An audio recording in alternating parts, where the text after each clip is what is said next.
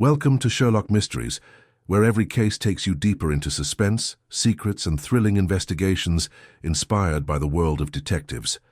If you love solving puzzles and uncovering hidden truths, you're in the right place. Don't forget to subscribe, hit the like button, and tell us in the comments which part of the world you're watching from.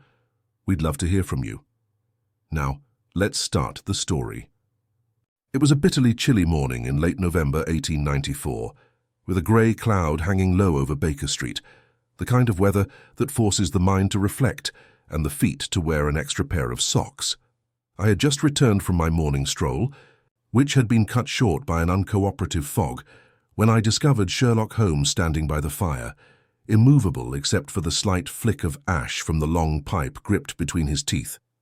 He hadn't moved in what I believed to be half an hour, and I wondered if he had entered one of those strange moments of introspective immobility, mental hibernations that often preceded his most incisive acts of deduction.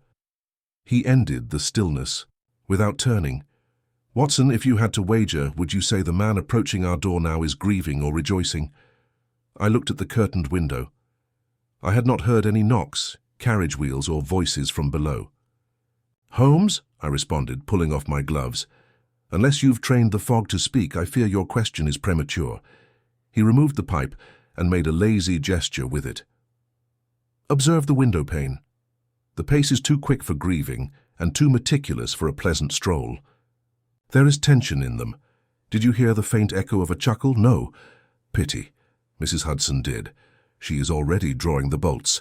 Just then, according to Holmes's predictions, there was a tentative knock and the creak of the front door. Moments later, our landlady said, "A Mr. Piers Delancey to see you, sir." "Urgent," he says. Holmes nodded. "Show him in."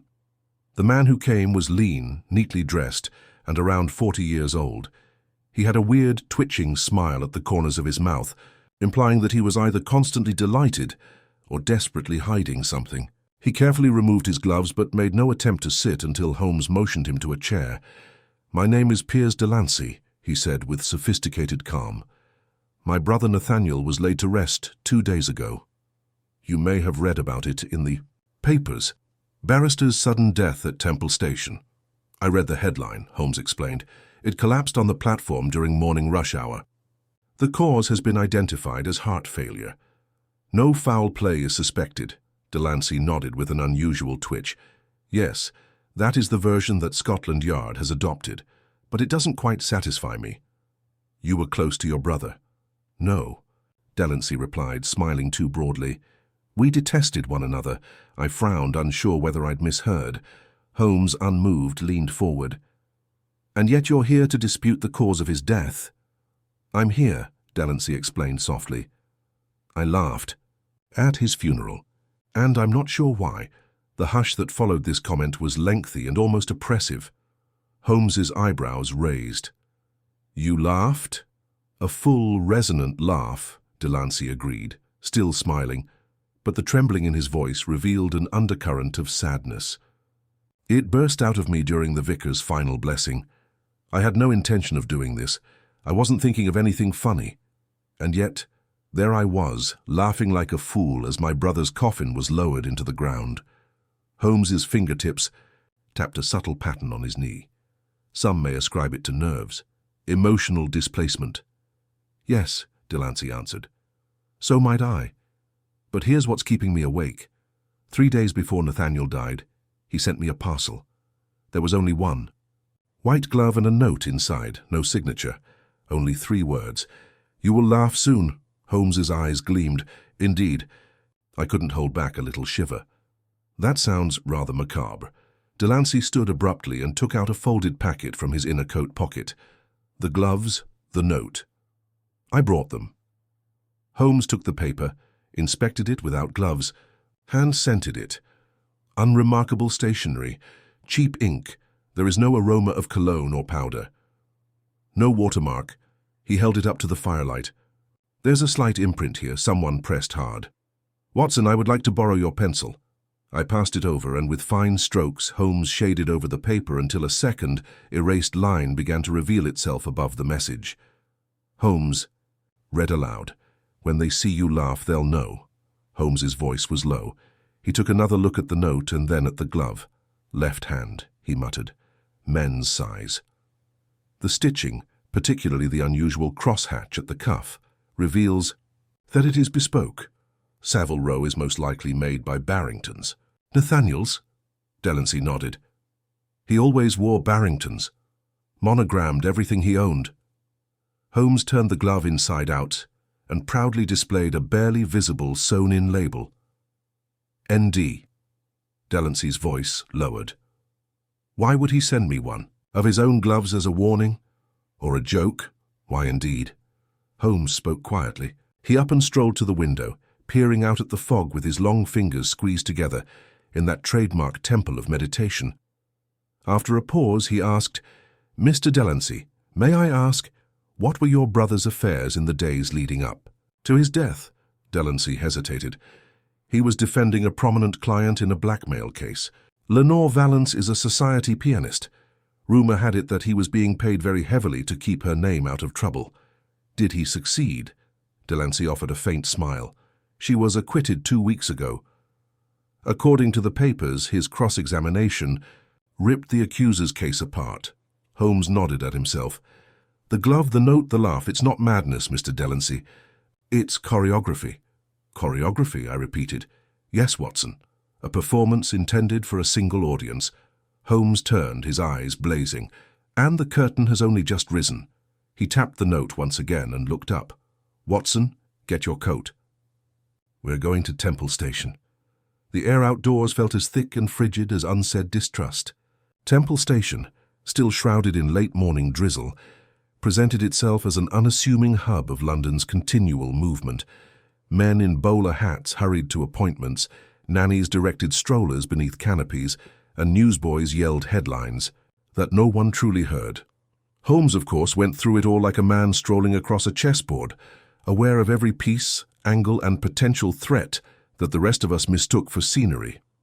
This way, he murmured, without waiting for assent, and we sank into the tiled belly of the station. The air was wet and infused with the unique odor of coal smoke and damp wool. We walked past the booths and the uncaring constables until Holmes came to a halt in front of the newsstand beside the ticket kiosks. This is the location where Nathaniel Delancey collapsed, Holmes stated, pointing to a worn patch of tile near the corner wall where foot traffic was light. He was waiting for the 9:43 to South Kensington. According to the coroner's report, the collapse occurred without warning. However, collapse alone rarely tells the whole situation. And you think the place itself may offer some revelation?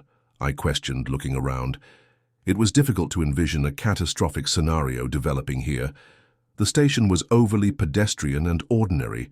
Holmes knelt on one knee and examined the floor with his magnifying glass.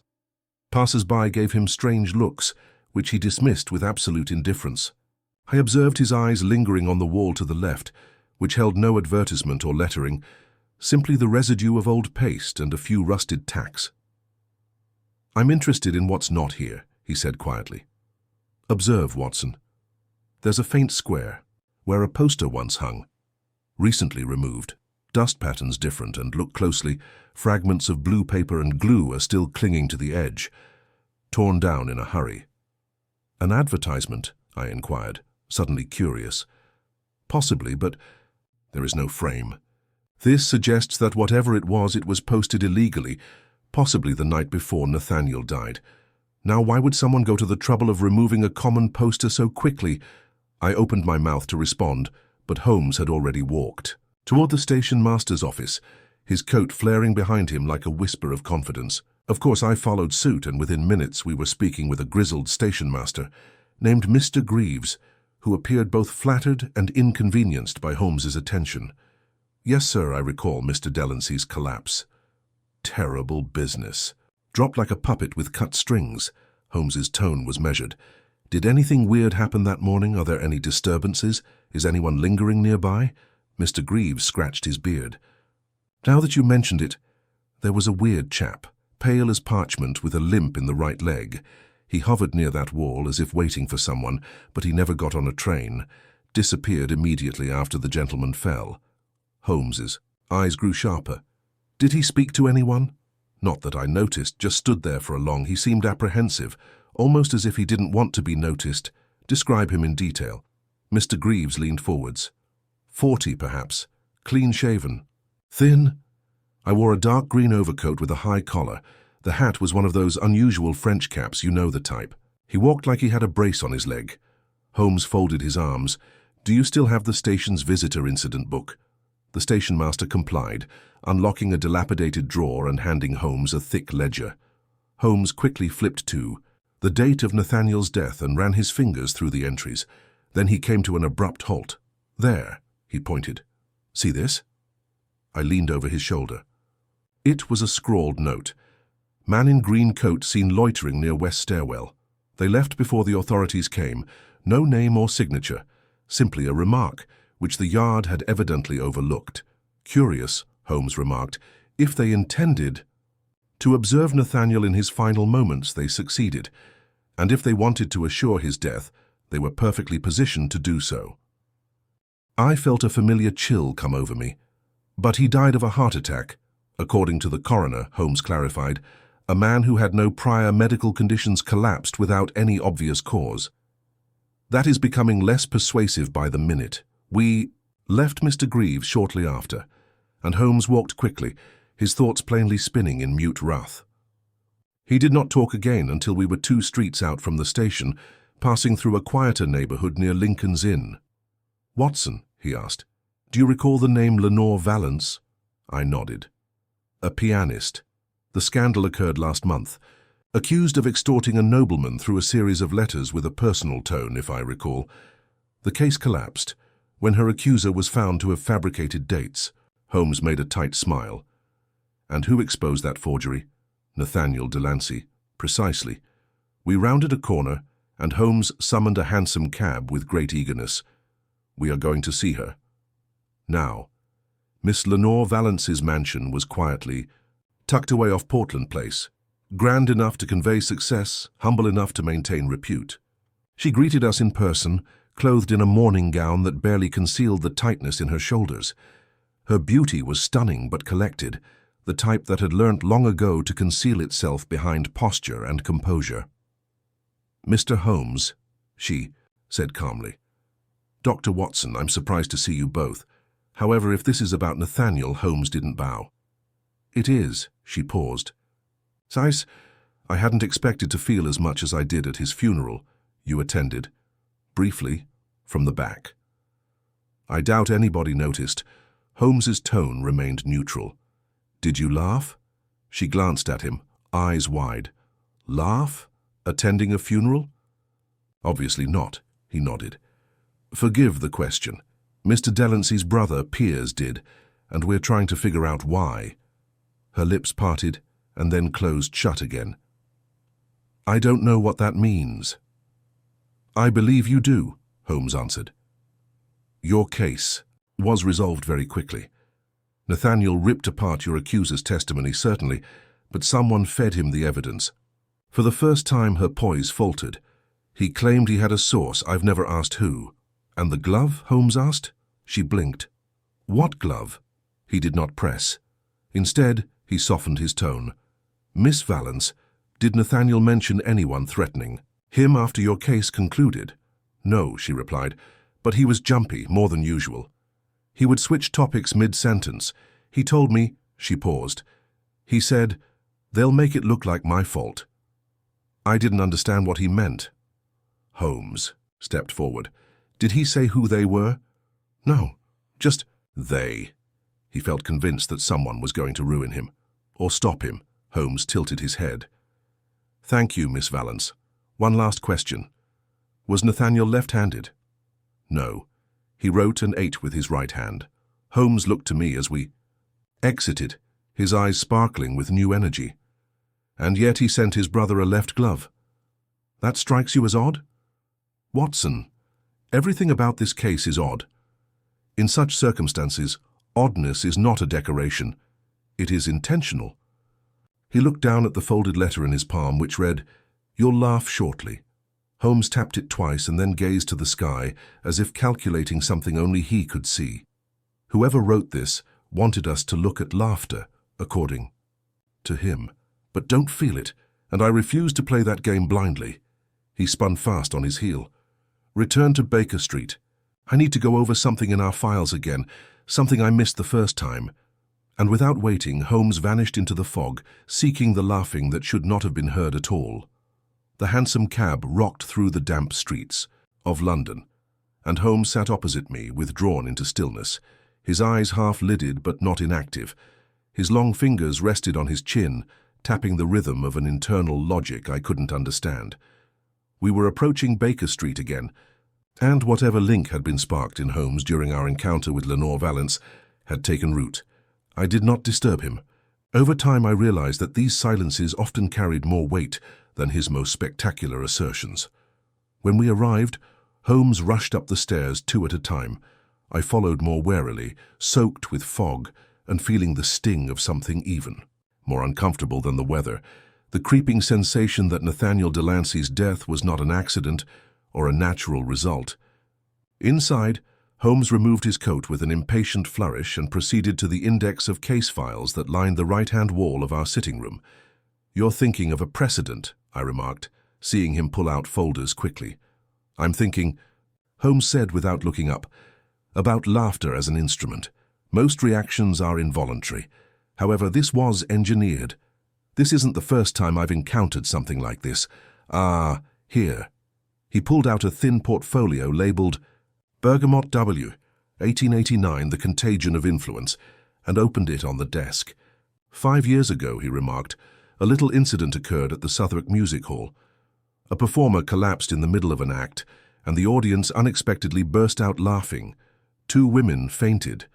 There was never a formal cause identified, but the depiction of the performer's closing moments struck me as odd. "Listen," he read aloud. Expression distorted into what appeared to be an artificial smile. Eyes widened, pupils dilated. Witnesses noted a strong desire to laugh, which diminished practically immediately after his collapse. "That's disturbing," I replied. "Are you suggesting some form of hysteria?" Holmes shakes his head. "Hysteria is unpredictable. This was precise. The individual who died was later revealed to have been a witness in a corruption trial and was set to testify the next week. The death was dismissed as a coincidence. But I was dissatisfied then, and I am even less content now." I leaned in. "Holmes, are you claiming that Delancey's laughter and death were induced as part of some experiment?"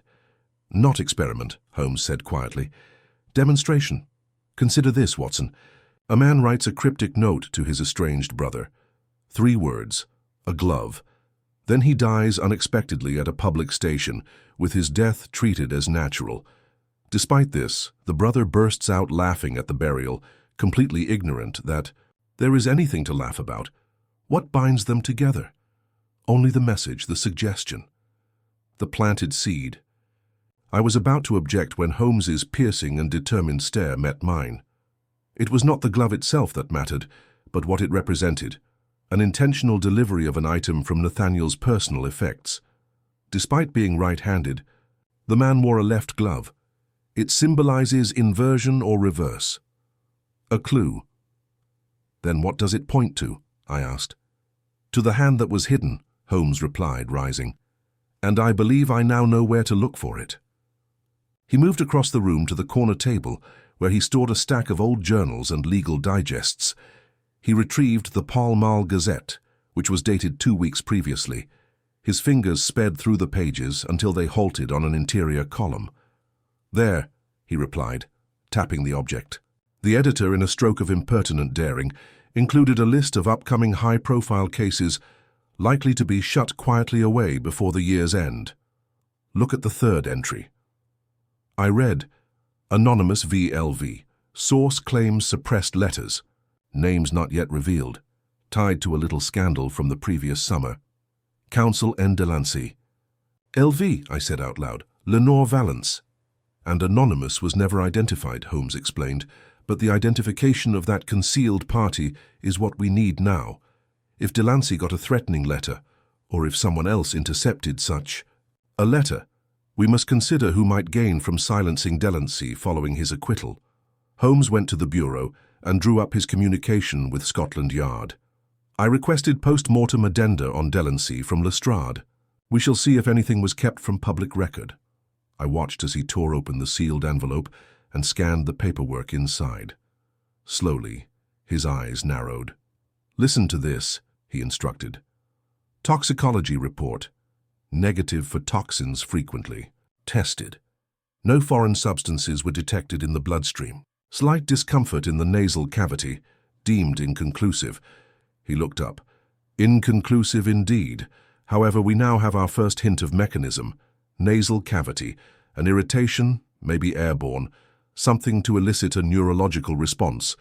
Laughter. Followed by arrest. Surely there's no such substance, I said out loud. Holmes lifted his eyebrow. Would you like to stake your medical license on it, Watson? Human behavior may be controlled in the most precise ways, by scent, sound, and rhythm. What if the man at the station, the one with the limp, was not there to observe Delancey, but to elicit a response, something quick, something untraceable? My thoughts raced at the suggestion. A gas, an aerosol. Perhaps, Holmes replied, or something less crude. A chemical intended to have a highly precise neuromuscular effect rather than to kill. I plan to consult an expert on this subject. But first, he hesitated when the doorbell rang downstairs. A moment later, Mrs. Hudson knocked and entered with a perplexed look. Gentlemen, there is a woman here to see Mr. Holmes. She claims to be prepared, refused to provide a name. Holmes and I exchanged glances. Send her up, Holmes instructed. When? The woman entered. Her appearance hit me immediately. She was not flamboyant. In fact, she wore a basic grey coat and black gloves. But her presence was abnormally controlled. Controlled. Her face was pallid, and her expression was unreadable. Mr. Holmes, she said, and her voice, too, was wonderfully steady. I believe you're looking into the death of Nathaniel Delancey. I am, Holmes answered. And you are? She hesitated before removing her glove and extending her hand. I am the anonymous party in the lawsuit. I stepped forward in surprise. The one Valence's case was built around. Yes, she replied. But I was never supposed to be named. I came to Mr. Delancey with trust. He stated that I would be protected. And now he has died. Holmes motioned for her to sit. Tell me everything. She did. She revealed that her name was Violet Renner. She had previously worked as a maid in the household of Lord Talbridge, the man who accused Valence of blackmail. She alleged that the letters were forgeries made by Talbridge's solicitor to defame Valence after she turned down his advances. Violet had stolen the originals and sent them to Delancey in secret. I wore gloves, she explained. I've never signed anything. He promised to protect me. And did anyone know of your involvement? Just Nathaniel and... She faltered. One night, approximately a week before the trial concluded, I noticed a man observing the house, thin, lame on one leg. He never approached, just waited. Holmes sprang from his chair, his eyes shining with recognition. Miss Renner, you must remain hidden. There is no connection. There are no visitors. You are no longer an asset for quiet, but rather a witness to safeguard. She nodded, visibly shaken. Holmes turned to me as she left. We now have a name, a motivation, and a method that remains unknown. But the one with the limp has resurfaced twice, once at the station, once on her doorstep. He's not just an observer. He stepped to the window, searching the street below, as if waiting for the man to emerge from the mist. Tomorrow, he added softly, we shall visit Barrington's, the glove maker. If Nathaniel's glove included the message, perhaps it will reveal who dictated it. His reflection in the window pane remained as still as the fog outside. This killer doesn't strike with blade or bullet, his voice rasped. He strikes with a suggestion. And that, Watson, is the most dangerous weapon of all. The following morning, a dull frost clung to the windows, and the pale iron-grey sky cast a dark colour over Baker Street. Holmes was already awake, sitting with extraordinary calm at the breakfast table, the untouched remains of his plate, a silent monument to his concentration.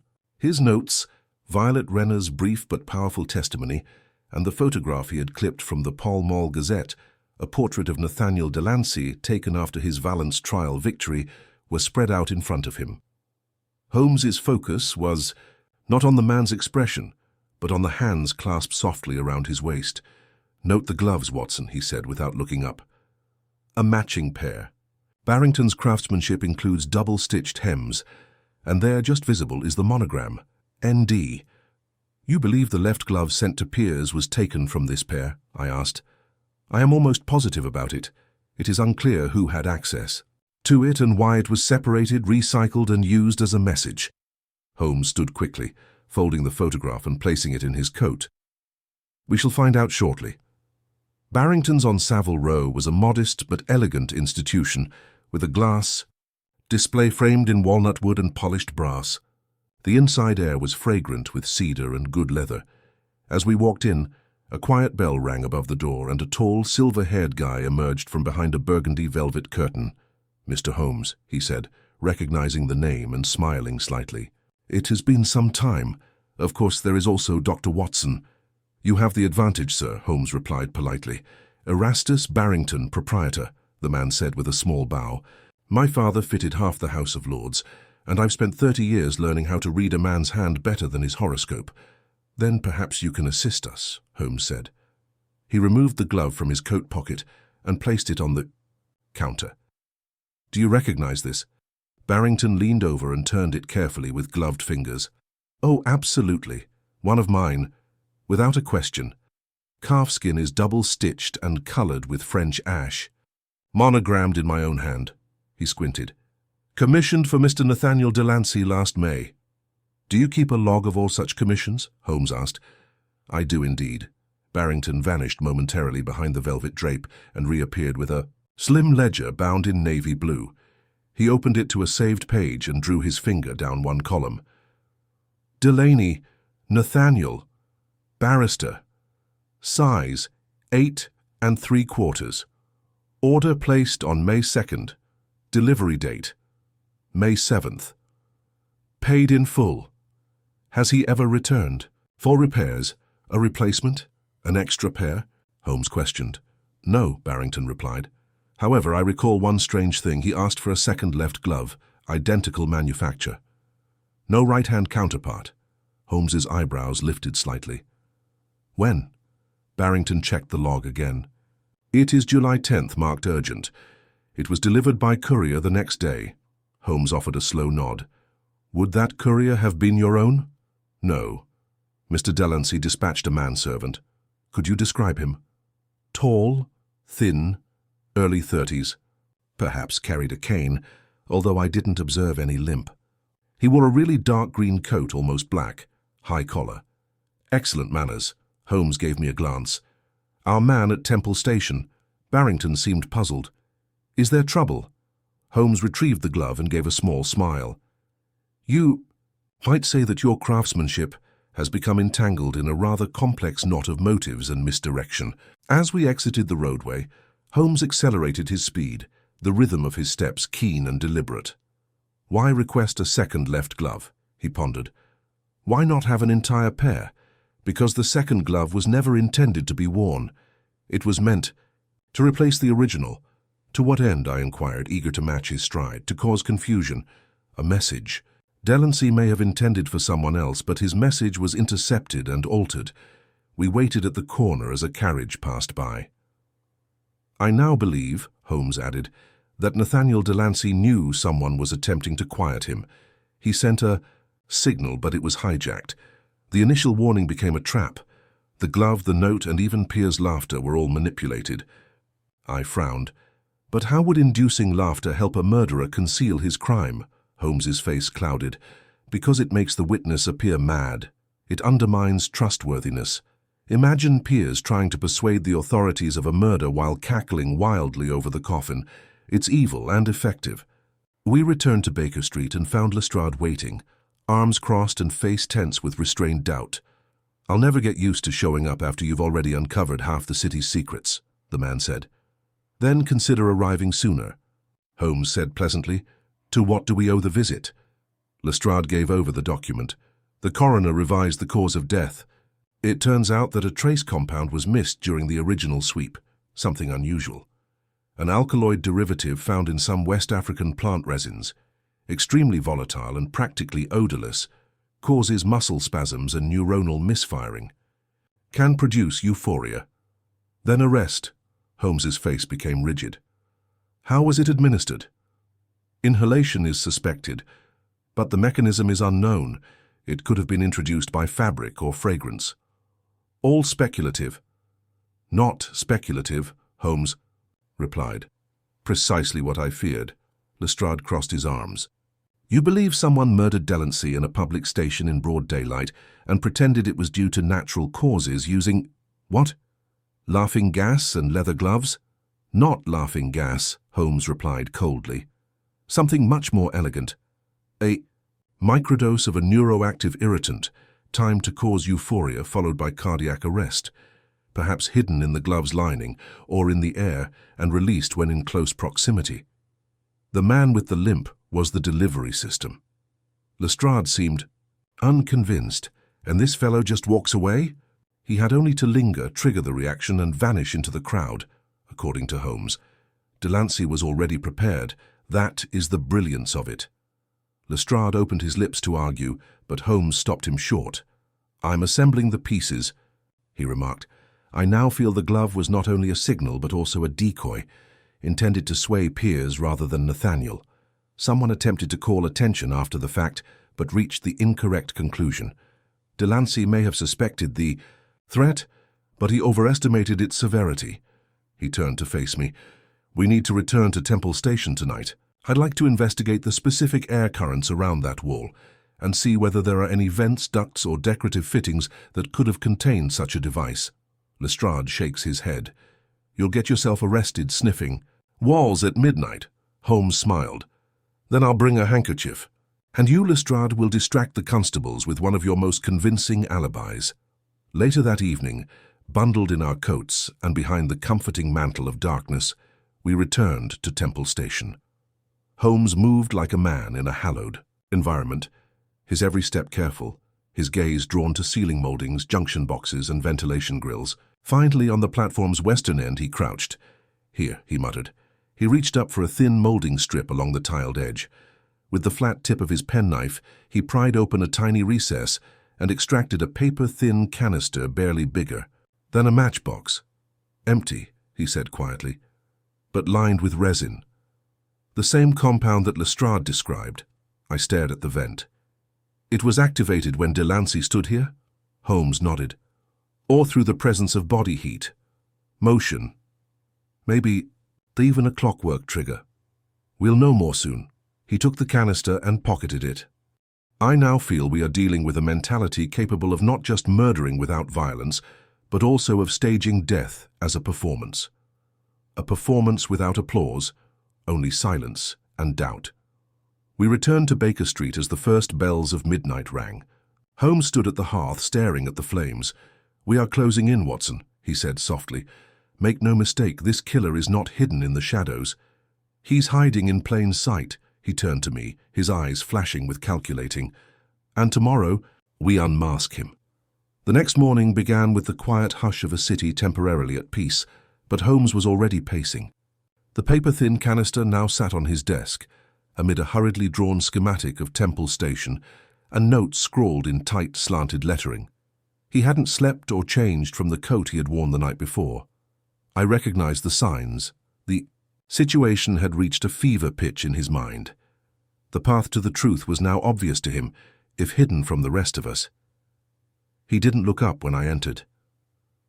Watson, what is the most delicate method by which a man may kill another without touching him? I poured the coffee slowly. Poison, I would assume. More than that, Holmes muttered. Poison in vapor. A suggestion. Architecture, attitude, and timing were used rather than a knife to deliver the message. We're not just dealing with a murderer, Watson. We're dealing with a designer. I tracked his gaze to the canister. He had cut a tiny layer from its innards and placed it behind a lens. You were right, I said quietly. You said the crime was staged. I didn't understand until last night. Holmes shifted, his eyes bloodshot but sharp. And yet the performance isn't over. There is still one more act, one more movement in the score. We must contact the composer before he plays it. A knock came at the door. Mrs. Hudson appeared wary, as if each case Holmes accepted would bring new chaos into her hallway. "There's a gentleman downstairs," she announced. "Refuses to give a card. He claims he was invited by laughter." Holmes tilted his head slightly. "Bring him up, Mrs. Hudson. And Watson, observe everything." The man who entered was tall, narrow-shouldered, and moved oddly elegantly, though his right leg dragged slightly behind him. He wore a dark green coat with a velvet collar that was expertly tailored. His skin was pale, and his lips formed a tight, knowing smile. He removed his gloves slowly, revealing long, skeletal fingers. When he spoke, his tone was low and musical. "Mr. Holmes," he announced. "Doctor, I expected to arrive sooner, but you move quickly." Holmes did not rise. "You were in Temple Station the morning Nathaniel Delancey died. You were also spotted observing Violet Renner. What is your name?" The man smiled wider. "I've gone by many. In my circles, we don't care for names, only impressions. But if it helps you to arrange the world in columns and rows, you may call me Leighton Vale." Holmes didn't blink. "You studied under Dr. Alphonse Meseret in Algiers. Neuropathic suggestion, the use of scent and rhythm to override autonomic behavior. You applied your research in Paris, then vanished after a series of unconnected deaths at the Théâtre Raisonnant. You've resurfaced in London with altered gait and a new coat, but the method remains unchanged." Leighton Vale gave an elegant shrug. "There's little point in denying it. You've already concluded the facts. Mr. Holmes, I didn't expect to remain concealed from you, but the police, Piers Delancey, and beloved Lenore, that was more than enough." Made an involuntary step forward. "You murdered Nathaniel Delancey." "On the contrary," Vale said quietly, "he murdered himself. He opted to divulge something that was never his to share. I just helped him see the humor in it." Holmes's fingers tightened under his chin. "You offered Lord Talbridge with your skills. You helped him undermine Valence with a dramatic idea, only for Delancey to ruin it. Delancey discovered the hoax, therefore you had to adjust. But you didn't kill him for vengeance. You killed him for style. You turned it into a statement." Vale bowed. "Art without risk is only an exhibition. I believe in consequences." "Did Delancey know?" I asked. "Did he suspect you?" "He suspected someone," Vale said. "That explains why he sent the glove. A simple symbol, a left hand concealing the truth. However, he miscalculated. He handed it to the wrong person, or rather I made certain he did." "You intercepted it," Holmes replied bluntly. "I had access," Vale explained, inspecting the spines of our bookshelves. "I was already inside his house. His valet was a previous patient of mine, a man with little opposition to suggestions. He delivered the incorrect glove, and then the note." "And Piers?" I inquired. "You made him laugh at the funeral." Vale grinned like a teacher with a bright student. "Doctor, we are creatures of association." Piers opened the packet, releasing a mild vapor that was odorless but charged. It left a latent trace in his body. Then came the trigger. My presence at the funeral 10 feet away, and the faint sound of a little device in my coat pocket. A beat I designed, repetition, pace, and harmonic discord. His body remembered it, even though his head didn't. The laughter was not craziness. It was carried out. I could barely breathe. "You planned it all just to humiliate them, to show that even grief is not sovereign," Vale told the audience. Holmes stood there, slowly. "You've spoken too freely, Mr. Vale." "Because you cannot prove a word of it," Vale answered, gently smiling. "No fingerprints, no weapon. There is no motive but art. You can't prosecute an artist for showing the world how easily its strings can be pulled." Holmes moved closer. "True. I am unable to prosecute you, but I can shatter the illusion. You have made one mistake." Vale's eyebrows rose. "Oh?" "You came to see me," Holmes stated, "which means you want to be noticed. Men like you don't hide their accomplishments. You came for the reaction, for an echo, and by doing so, you entered my theater." Vale's expression flickered, causing a brief break in the performance. "I have the canister," Holmes said, his voice now quiet and precise. "I have the Barrington ledger. I have an eyewitness who spotted you outside Violet Renner's door. And I have you admitting, quite elegantly, your role in this orchestration. You think you've created a riddle without a key, but I tell you that the lock is already unlocked." Vale took a breath, his smile frozen. You'll never convince the Yard. I don't need to, Holmes said. I need only convince you that the game is over. Vale's gaze flickered to the entrance. Holmes nodded. Watson, could you please fetch Lestrade from the cafe across the street? I believe he has had enough time to finish his tea. When I returned moments later, Lestrade arrived with 2 constables in tow. Vale sat down, gloves replaced, hands resting serenely on the armrest, as if waiting for applause. Holmes stood aside. Arrest him, he stated. Lestrade hesitated. On what charge? Holmes's voice was cold. Murder. In addition, the Medical Misuse Act of 1877 criminalizes the use of a restricted neurostimulant. If you look inside his coat, you'll find a device he used to elicit a neurological reaction in a victim he had previously primed. I believe Scotland Yard will be able to confirm the trace elements. Lestrade nodded slowly. And the motive? Holmes gazed down at Vale. Vanity. The most dangerous motivation of all. Vale remained silent as the constables led him away. But as he passed through the door, he turned and gave a shallow theatrical bow, as if leaving the stage for the last time. When they left, Holmes returned to his chair, slumping into it, as if all of his energy had been expended. You were right, I responded gently. He was hiding in plain sight. Holmes's voice was gentle. The cleverest murderers always are. He reached into his pocket and pulled out the glove once more. He turned it in his fingers attentively, almost with sadness. It was never about the glove, he explained. It was about what the glove symbolized. Trust is twisted. The message was misconstrued, and laughter was transformed into something horrific. He stood up and put the glove in the fire. We stared in silence as the leather coiled, darkened, then exploded into flames. Holmes did not speak again until the final ember extinguished. And now, replied the man, let us return to silence. The days that followed Vale's arrest were strange, the type Holmes disliked the most, packed with paperwork, bureaucracy, and waiting. Despite having the canister, the coat device, and 2 damning witness accounts, the Yard proceeded with the ponderous caution expected of organizations entrusted with digesting events they neither understood nor desired to explain in public. Meanwhile, Holmes was subdued, not by disappointment, but by the lingering strain of having gone so near to an intellectual abyss. The case was not like others. It had not merely been a question of who or how.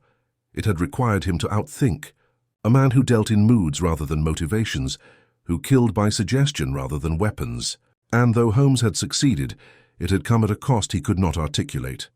He sat by the window that day, his violin idle on his lap, the strings mute beneath his immobile fingers.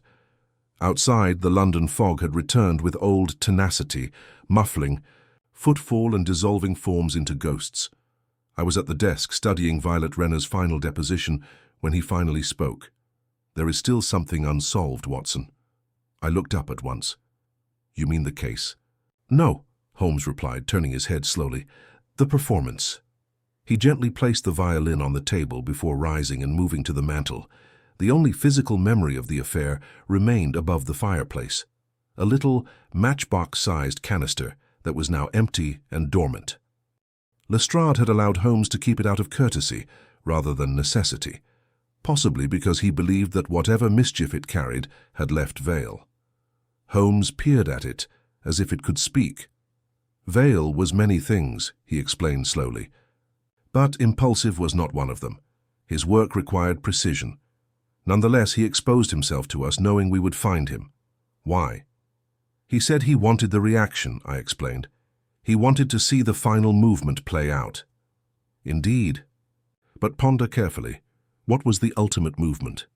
Nathaniel Delancey's murder was in the past. The glove had been delivered. The chuckling had already begun. What remained? I frowned. Just us. Only the investigation. Holmes nodded slowly. Yes, he allowed us to catch him, which indicates, Watson, that we took part in the performance. His real audience. He didn't just want to be caught, he wanted to be remembered. And that, I worry, could imply anything more. My throat clenched. You think he meant to continue? or to inspire someone else to do so. The thought hung there like the dense, impenetrable fog outside. I tried to brush it off, to find solace in what had already been achieved. Lestrade believes he'll face trial, I informed him. The allegations are rising. Holmes concluded that Violet Renner's testimony and evidence at Temple Station was sufficient to satisfy the court, despite discussions about psychiatric evaluation. However, this is not to prevent repetition. Consider what Vale demonstrated. Watson, that a man can be driven to death in public with no struggle, no evidence, and merely a whisper of intention. That grief can be misconstrued and laughter manipulated. What imitator wouldn't find such a blueprint appealing? We shared a moment of quiet, and then, as if by fate, the bell rung downstairs. Holmes stiffened. I saw in his eyes the same alert tension I had seen in the early days of the Ripper case, the innate knowing that something familiar had just returned in a new form. Moments later, Mrs. Hudson appeared with a letter in hand. "No visitor. Just this," she explained, handing it to Holmes. "No stamp, no address." He took it cautiously. The envelope was basic, the paper thick and softly perfumed with lavender. There was no signature on the front, just 3 short phrases scrawled in a hand that I knew right away. "You'll smile soon." Holmes opened it without hesitation. The inside had a single image. It depicted the interior of a public library, unremarkable, until one spotted the man slumped in a chair near the corner reading lamp, head slightly inclined backward, mouth frozen in a smile. There was no blood. There is no hint of violence. But the smile wasn't right. Fixed, hollow. Holmes handed it to me. "Do you see it?" I gazed at the man's face. Then I noticed it. A light edge on the lapel of his coat. A glove, tucked as if forgotten. Holmes turned the photograph over. On the back, in the same hand, "Left behind." We stood there, silent. Holmes finally moved with grim determination. He approached the desk and removed his casebook, flipping to say, "A new page. This was not Vale's work," he said. "It is inspired by Vale, but it lacks his refinement. It's more theatrical. Less careful." "A copycat?" I asked. He nodded. "Possibly. Or a disciple." "How can you be certain the man is dead?" Holmes's tone was flat. "Because no man smiles like that? Because whoever took this shot was not far away. It was intimate and straightforward, and they left no demand or threat. Only a performance." He folded the letter and slipped it in his coat. "We must go to the reading room immediately. If the man is still present, the game may not be finished. If he's gone, then this was a warning." "Should we alert the yard?" I asked. "Not yet," Holmes replied. "Not until we know whether this is a repetition or an escalation." Within the hour, we arrived to the Holborn Public Reading Room, a dignified structure of red brick and iron grills. The afternoon was peaceful, with clouds pressing low. Holmes went quickly through the entrance, giving only a short nod to the man at the counter, and headed straight toward the back corner. The chair was vacant. Holmes paused to study it. He crouched, fingers brushing the cushion and then the armrest. Fair tiny indentation remained where a body had formerly rested. He looked to the side table, where a newspaper was open to a legal column about the Delancey trial. A carefully folded page from the Theatre Review lay beneath it. Holmes lifted it. The piece, Laughter in the Dark, praised Leighton Vale's early stage trials. He read it silently. Then he stared at me. "Watson," he said, "we are not finished." "What do you mean?"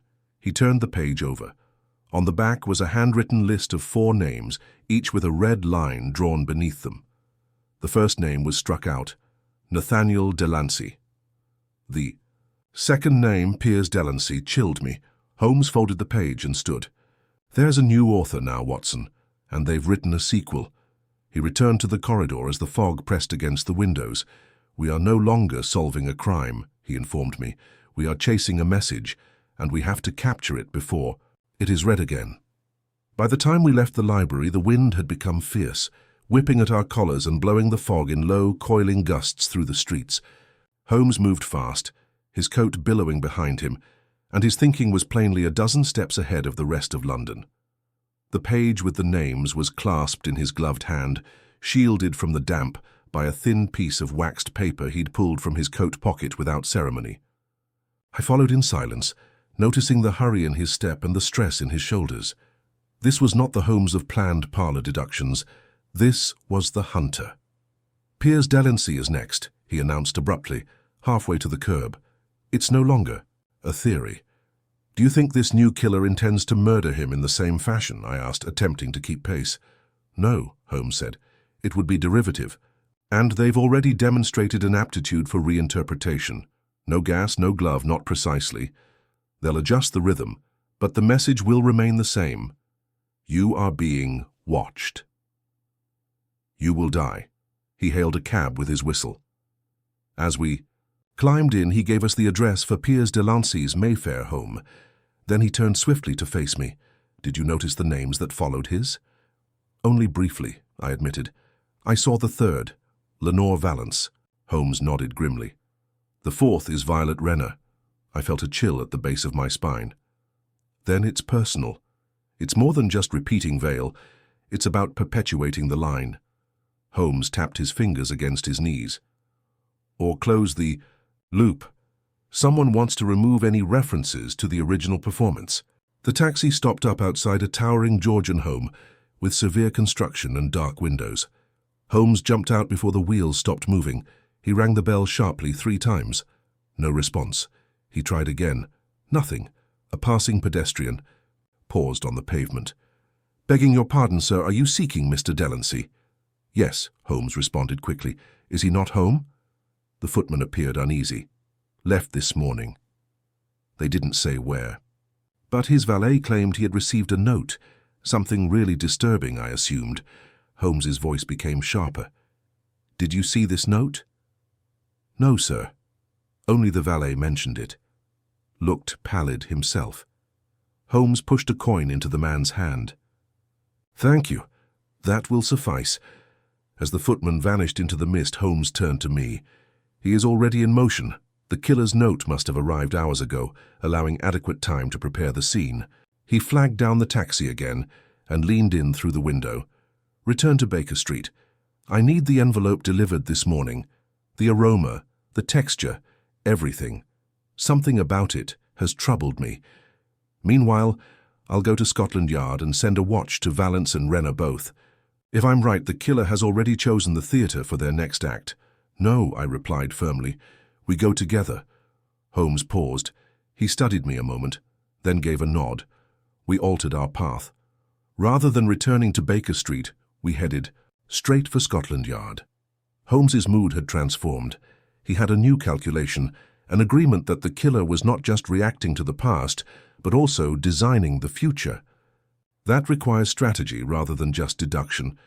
At the Yard, Lestrade met us with the expression of a man who had not gotten enough sleep and had ceased hope for it. Holmes didn't waste any time. "We need protection for Miss Valance and Miss Renner, discreetly. And we need to find Piers Delancey immediately." Lestrade blinked. "Delancey? What for?" Holmes handed him the photo.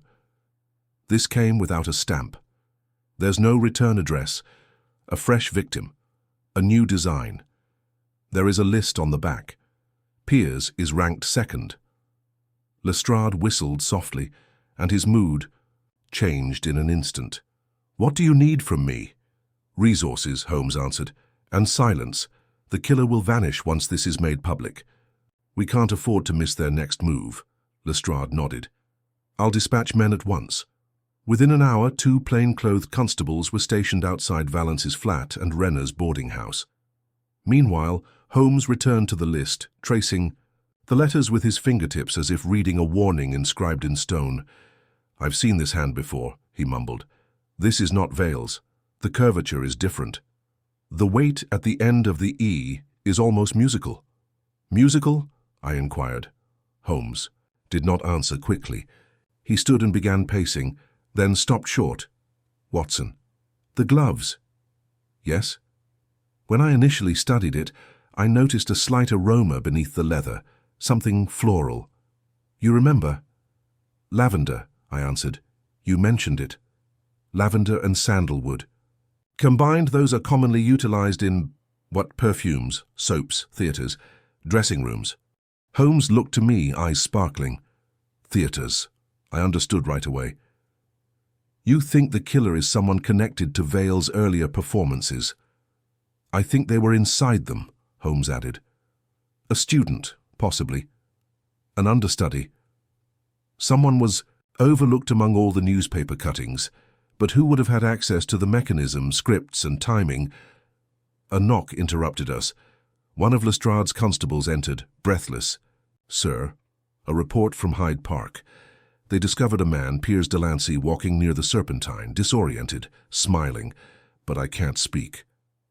Before the speaker could finish his sentence, Holmes had put on his coat. Take us there. By the time we arrived, a small throng had collected near a park bench where Piers Delancey was bent and shaking.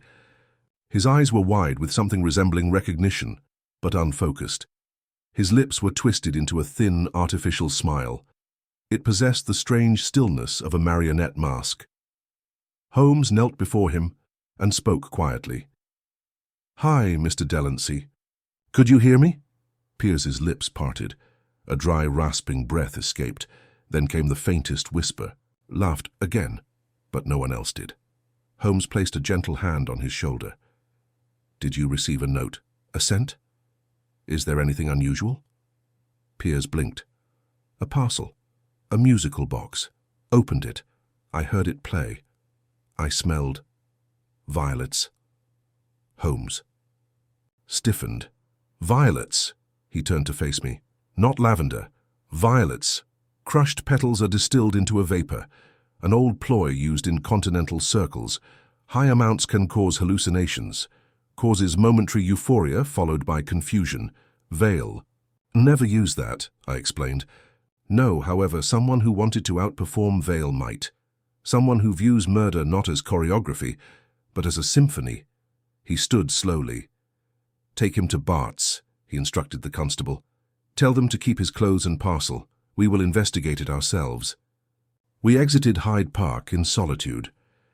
Back in the cab, Holmes leaned against the seat and gazed out into the fog. "We are not looking for a killer in the classic sense, Watson. We are looking for a composer, one who sees the human mind as an instrument and plays it till it breaks." "Do you have a name?" I asked gently. "No," he replied, "but I have a stage." He returned my gaze, and I saw something in his eyes that I had only seen once before, just after the Milverton incident. "They've chosen the next scene already," he told me, "and we must walk into it." The fog gathered around the cab as it drove through the streets, as if the city itself was holding its breath, waiting for the next note to be played. The next morning dawned pale and vigilant, with an ash-colored sky stretching tight over a city still reeling from the shock of what had happened. Piers Delancey remained asleep and under observation at Bart's hospital, the faint scent of crushed violets clinging on his lapels, as if his thoughts were a chamber that had not yet been aired. Holmes hadn't slept. He hadn't paced as he usually did. Instead, he had sat motionless for hours, one long finger pushed against his lip, his gaze fixed on the unopened bundle from Delancey's coat, which was now packed in a glass bell jar on our living room table. Finally, he spoke without looking at me. "The music box is the key. I had just completed the Morning Post." "How so?"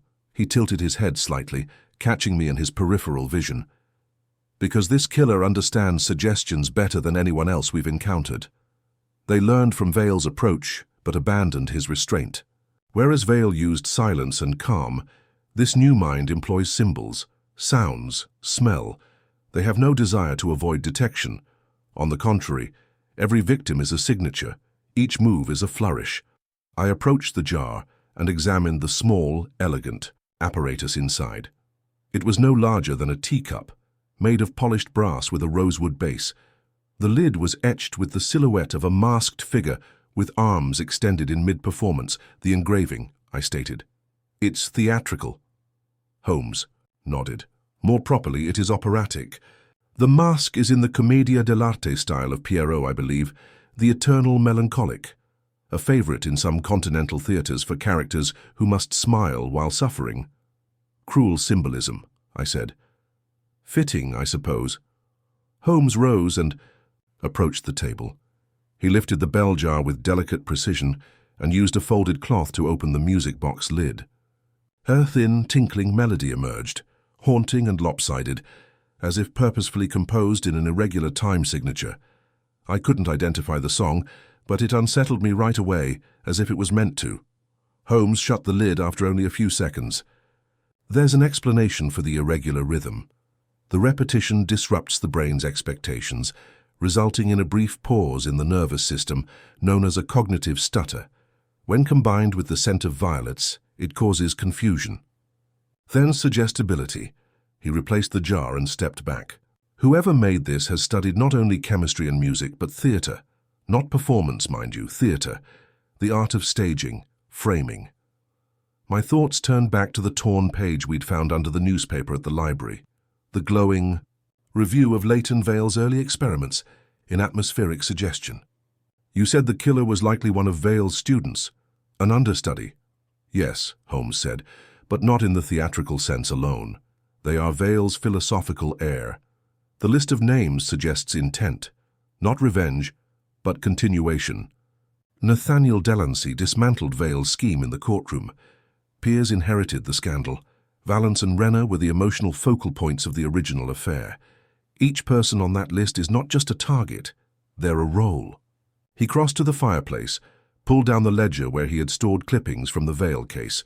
With swift fingers he retrieved a folded sheet. This, he said, handing it to me, is a cast list from one of Vale's final stage performances at Théâtre Résonant. The show was shut down after 3 performances, following the unexplained collapse of 2 patrons. I scanned the names. Most were unfamiliar, save for the director, Vale himself. Look here, Holmes pointed. Lead soprano, Calandra Roth. Trained in Berlin, toured Vienna, but after the Théâtre Résonant scandal she vanished. I looked up. You believe Roth is behind this? I believe Roth is authoring it. The name triggered something in my memory. I rifled through my notebook and retrieved the list from the back of the theatre article, the names scrawled beneath Delancey's. There, in smaller writing along the margin, half faded from rain and oil, was a single word, C. Roth. She left her own name, I whispered. No, Holmes said, eyes narrowing. She signed her work. There was a pause. Then he turned to the mantel and struck the bell.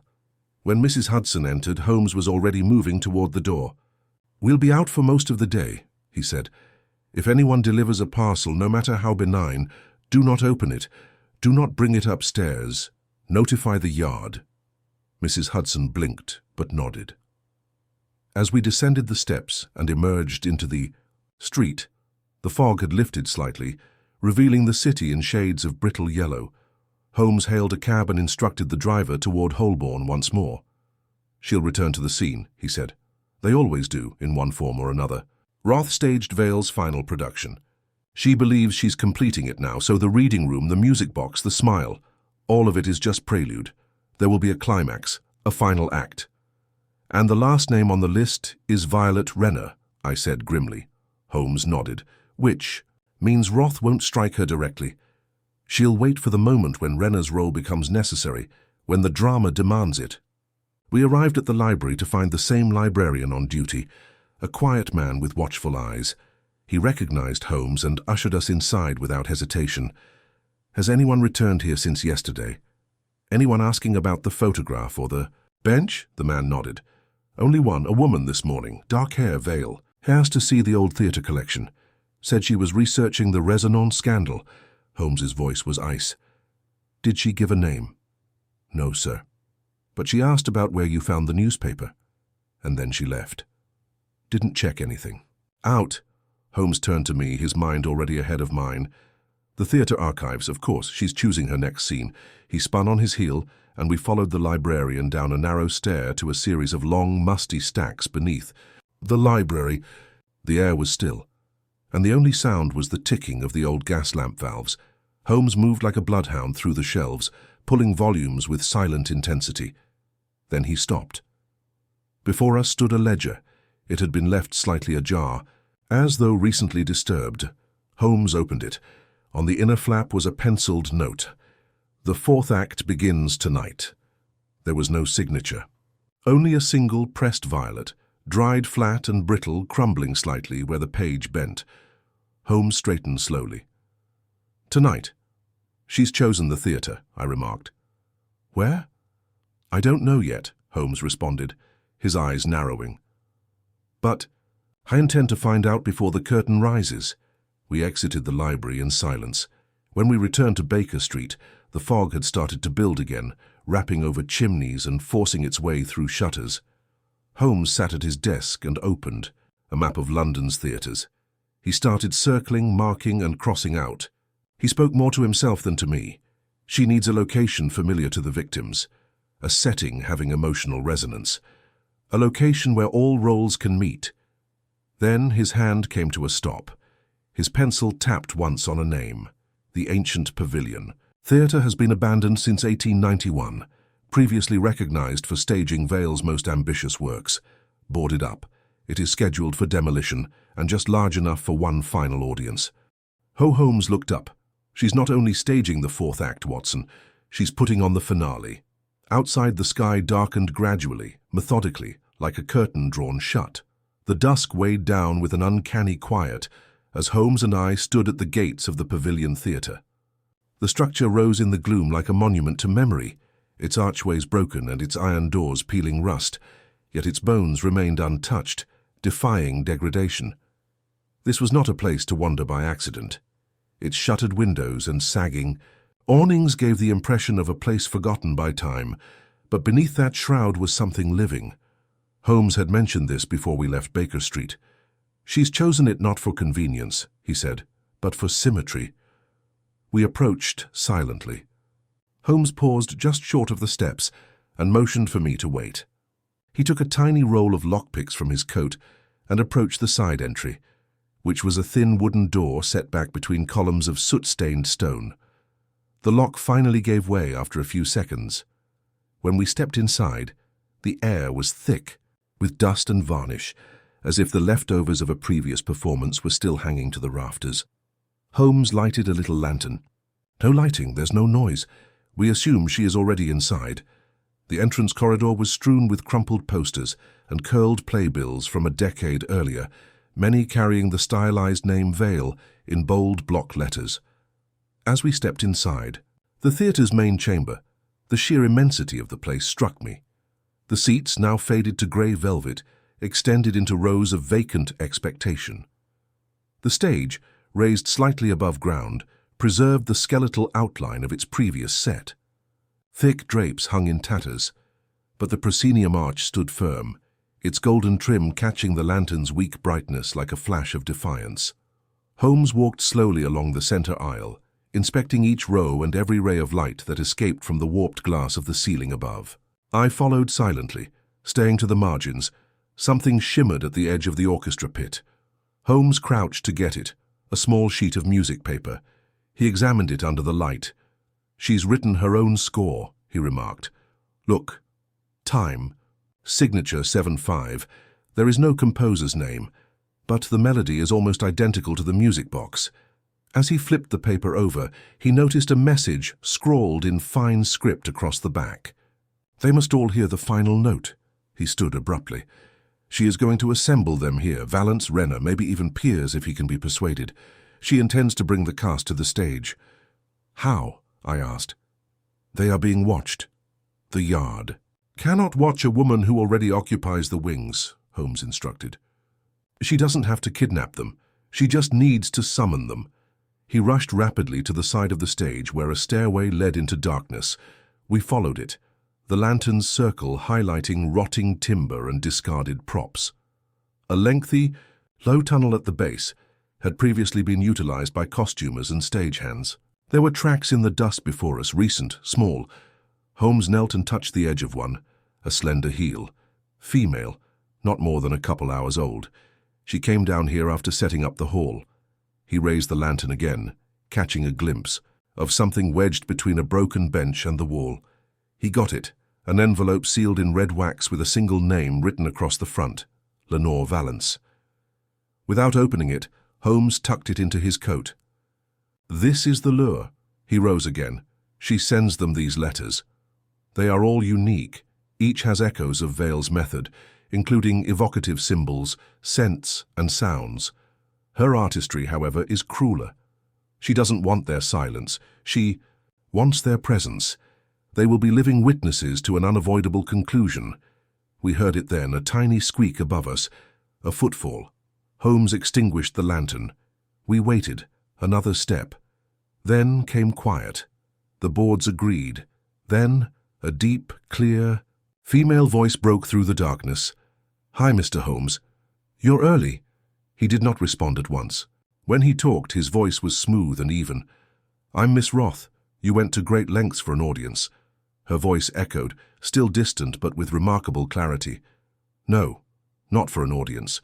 For a correction. Vale was brilliant, but incomplete." He finished with quiet. "I end with the truth."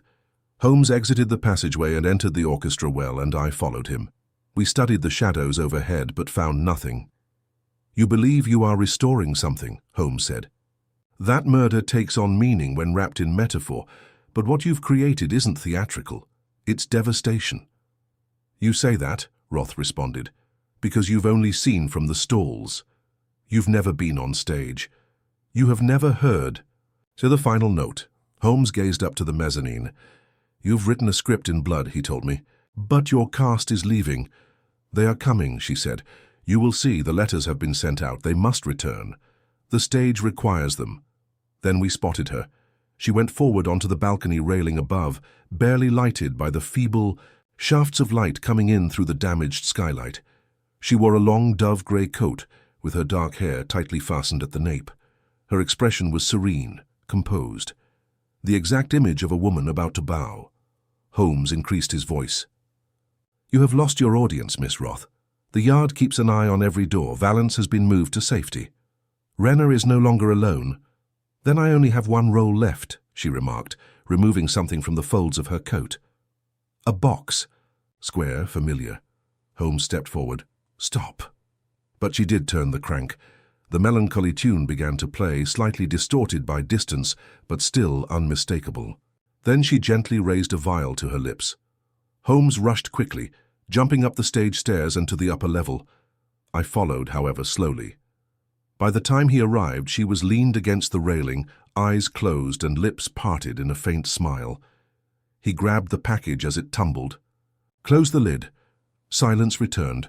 I approached them shortly later. He was crouched next to her, his hand on her pulse. "Still alive?" I asked. "Barely," he muttered. "It was not a deadly dose. Not yet." She wanted to say the ending before it arrived. He gently moved her face toward his. "Miss Roth," he announced, "you have played your part, but the curtain doesn't fall for you." Her eyes fluttered. Her breath became shallow. "I just wanted them to hear it." There was laughter. The note they missed. Holmes nodded once. They heard enough. We carried her downstairs and summoned the yard. Lestrade arrived shortly after, puzzled but quick. Roth was taken into custody. The music box was sealed. The Pavilion Theatre closed for the final time. Back at Baker Street, Holmes sat for a long time without speaking, the box now safely stored in a lead-lined drawer. "She was right in one sense," he eventually said. "Theatre is memory. It's repetition. She hoped that by staging the pain, she could control it, transcend it. But all she did, I observed, was trap herself inside it." Holmes nodded. "She studied Vale's approaches. However, she never learned how to quit the performance." He walked to the fire and added another log. The glow flared, and for a brief instant, the shadow of the violin case on the wall resembled an actor's bow, frozen. In mid-scene, Holmes didn't play that night. He observed the fire. For once, I let the silence stretch. Outside, the fog coiled through the lamplight like smoke rising from an abandoned theatre. For 3 days following the events at the Pavilion Theatre, a silence appeared to descend over London, not the typical hush of fog-muted streets or the respectful hum of a city bracing itself for another gloomy dawn, but the type of hush that dwells in the wings after a curtain has fallen. The press, of course, only reported bits. "Arrest at abandoned theatre," one stated. Another made hazy references to a failed poison plot linked to performer turned recluse. Not a single publication dared to link Calandra Roth to Leighton Vale, or the intricate pattern of disappearances and near-deaths that Holmes had discovered over the previous weeks. That was how Holmes preferred it. "Let the facts remain veiled," he murmured, tapping the Times spine with a slight grimace. "Theatrics must not take precedence. One performance inspires another." Roth remained in police custody, neither speaking or resisting. She had regained consciousness the night after her incarceration, pleaded only for her music box, which Lestrade had already delivered under lock and key to the chemical section at Bart's, per Holmes's specific instructions, and then gone silent. "The physicians ruled out catatonia. This is not craziness, just silence. She has finished speaking," Holmes whispered when I told him. "The lines have all been said. There are no curtain calls for such actors, only darkness." On the fourth evening, we were seated in our study when we heard a knock. It seemed reluctant, like someone deciding whether to walk through a door they had previously closed themselves. Mrs. Hudson admitted Violet Renner. Despite the fact that only a few days had passed, she appeared older than I remembered. Her eyes were filled with a calm desperation, as if she feared time might pass her by before she could ask the questions she needed to. "I heard she's been taken," Violet remarked once seated, her hands resting on the teacup Holmes had put into them. "Is it over?" Holmes initially remained silent. He strolled to the window and looked out at the street, where the lamplight smeared against the mist like ink spilled on parchment. "It depends on what you mean by over," according to him. She swallowed. "A list, the music, these messages. Are we safe?" "Safer," he admitted. "Not safe." She flinched slightly. "But," he added, turning to her with something approaching sympathy, "you are no longer alone in the wings." Roth's devotion was fueled by seclusion, her belief that the world had misinterpreted the script and that she needed to reenact the entire drama to fix it. She misjudged the potential of a fresh story, one in which she was stopped. Violet stared down into her cup, her voice scarcely audible. "She said I ruined everything." Holmes moved closer. "You didn't.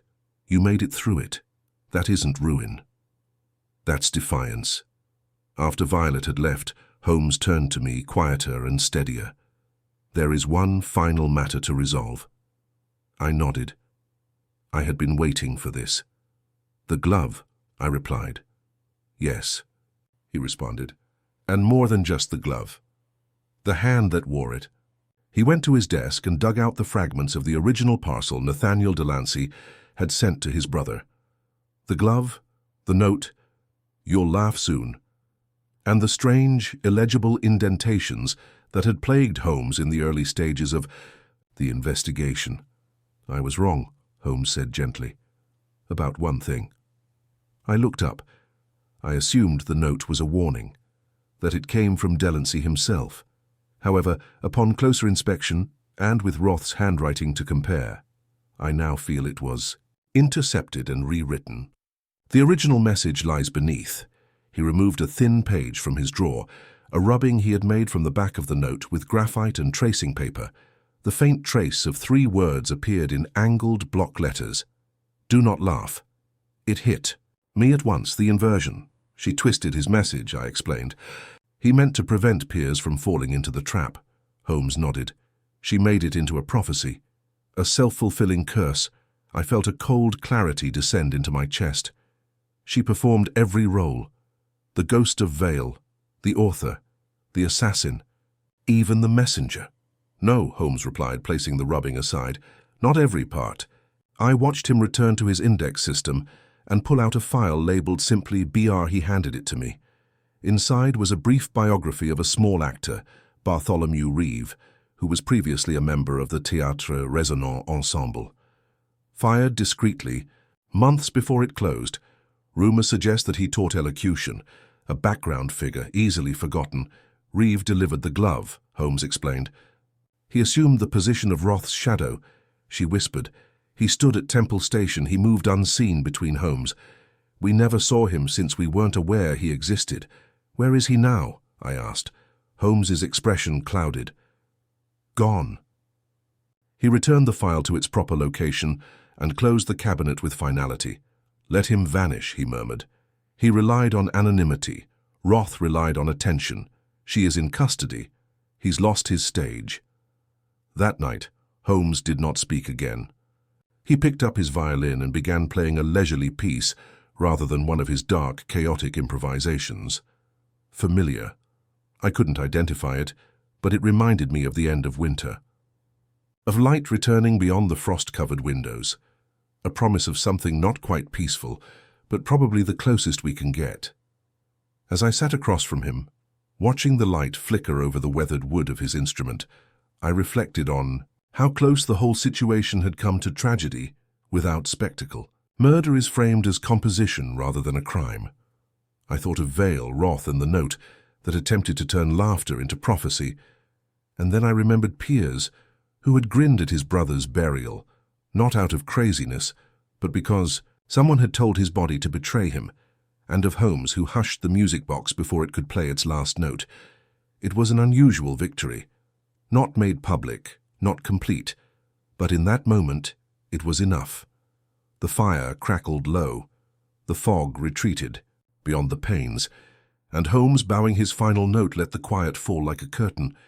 The first true warmth of spring had arrived in London, timid and wary, as if unsure of its welcome. The mist that had long plagued the cobblestones of Baker Street had lifted, and through the window a beam of light shone across Holmes's desk, striking the glass of a now empty bell jar, the one that had previously housed the cursed music box.